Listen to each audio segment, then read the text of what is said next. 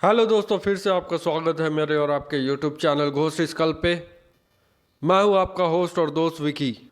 मैं आप लोगों के लिए लेके आता हूं हॉरर स्टोरीज। तो आप चैनल पे नए हैं तो चैनल को सब्सक्राइब कर लीजिए, बेल आइकन को प्रेस कर दीजिए। तो चलिए चलते हैं बिना देरी करते हुए आज की कहानी की ओर। और मेरे 3 बच्चे हैं। मेरा विवाह 1981 में बसंत पंचमी के दिन हुआ था।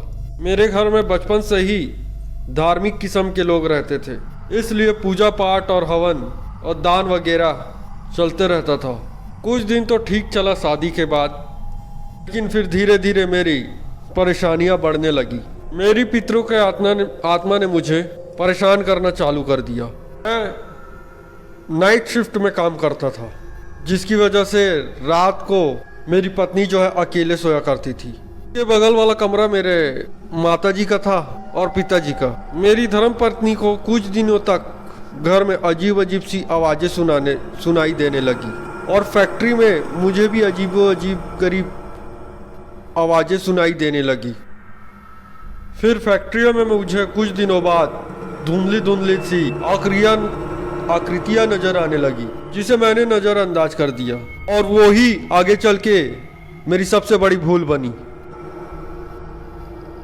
फैक्ट्रियों की चीजें गायब होने लगी, और फिर अचानक से दिल दहला देने वाला सुनाई देने लगा। मैंने अपनी माँ और अपनी वाइफ को बताया, पर मेरी माताजी और मेरी पत्नी ने आपका वहम है कर बात को टाल दिया। मैंने भी हिम्मत बांध ली और अपने परेशानियों का मुकाबला करने का सोचा। मेरे साथ जो घटना घट रही थी, मुझे बिल्कुल समझ नहीं आ रहा था कि मेरे साथ हो क्या रहा है। अब मैं जो बताने जा रहा हूँ वो लगभग मेरे साथ घटना 4 साल तक घटा। हर रात मुझे फैक्ट्री में सोते समय सफेद साड़ी में खुले बाल वाली औरत मेरे सामने खड़ी हो जाती थी और मुझे चिल्ला कर जगाती थी। अंधेरे में उसकी आंख सफेद चमकती हुई दिखाई देती थी। एक गुस्सेल बच्चे के भी आत्मा दिखाई देती थी, और दोनों के दोनों मुझे पकड़कर फैक्ट्री के बाहर ले जाते थे और बोलते थे, अगर तू चीखा चिल्लाया तो हम तुझे जान से मार देंगे। दोनों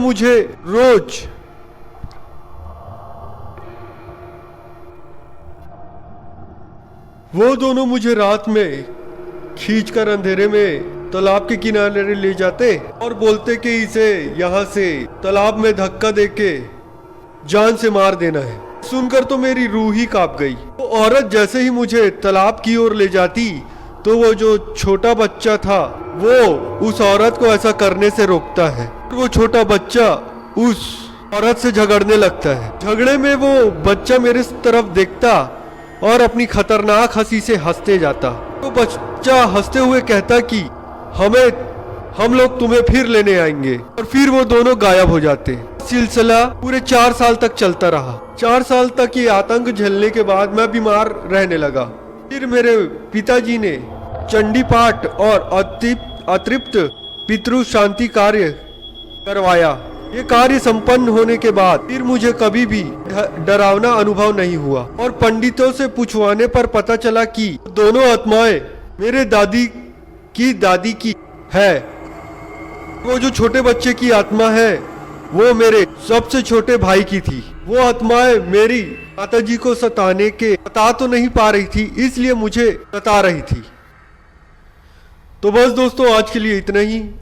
अगर ये भूतिया कहानी आपको अच्छी लगे तो वीडियो को लाइक शेयर कमेंट करना ना भूलें। अगर आप भी हमें अपनी कहानी भेजना चाहते हो तो हमारे इंस्टाग्राम आईडी पर भेज सकते हैं। हमारी इंस्टाग्राम आईडी है ghostskull1990।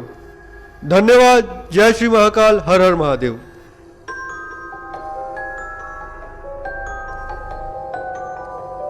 Preview.